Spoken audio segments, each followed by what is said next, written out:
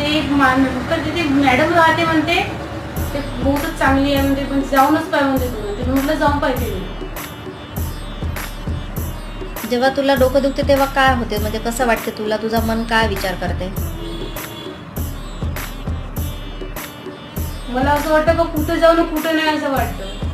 पण नाही का तिनं सांगितलं का नाही तर मग म्हटलं आता थोडा मी कधी पाहिलंच नाही म्हटलं, पण आता विचार म्हणजे माझ्या मनापासूनच पूर्णच झालं नाही का हा काय हे कोणाची ऐकतच नाही, पण हा डॉक्टरकडे ह्या मॅडमकडे जावंच म्हटलं. मी विचार हा ठरवूनच टाकलं. पप्पाजी ना म्हटलं जाऊनच टाकतो.